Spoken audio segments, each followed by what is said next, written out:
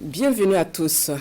Cela fait 100 jours que le président du Faso, Roch Marc Christian Kaboré, a prêté solennellement serment pour un second mandat de 5 ans. Le chef de l'État avait donné rendez-vous au Burkinabé sur plusieurs chantiers, tels la sécurité, la réconciliation nationale, la santé, l'éducation et la paix. 100 jours après, l'heure est au bilan du chemin déjà parcouru. Nous écoutons le directeur général de la RTB, Pascal Yembouani Tchombiano, qui analyse les premiers pas du régime Kaboré II vers le bien-être des Burkinabés. Le 28 décembre 2020, le président Roch Kaboré prêtait serment pour un second mandat de 5 ans à la tête du Burkina Faso. Un mandat d'espoir et de défi selon le président du Faso lui-même. 100 jours après, c'est une première halte pour un premier bilan. Trop juste, diront certains, pour espérer voir de grands bouleversements. Certes, mais 100 jours, c'est tout de même suffisant pour apprécier les intentions et les frémissements. Et sur ce plan, quelques faits sont notables. D'abord et surtout la réconciliation, l'une des grandes priorités du quinquennat, en plus de la paix et de la sécurité. Le signal fort est sans conteste la nomination de l'ancien chef de file de l'opposition, Zéphirin Diabré, comme ministre d'État chargé de la réconciliation.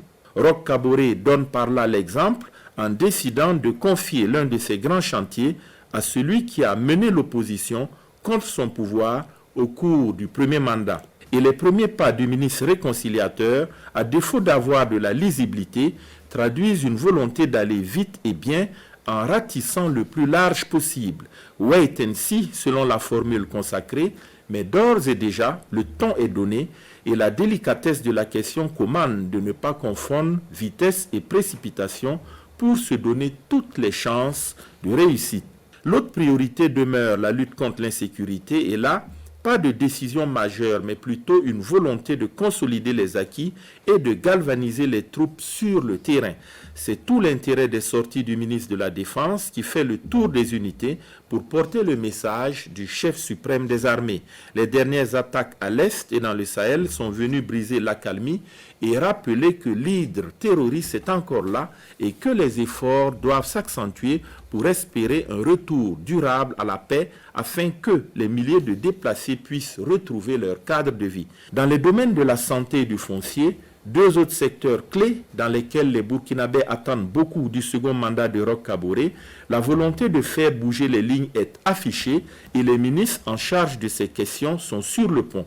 Somme toute, c'est un second mandat qui démarre sur des chapeaux de roue. L'exécutif a du pain sur la planche et ses 100 premiers jours donnent déjà le ton.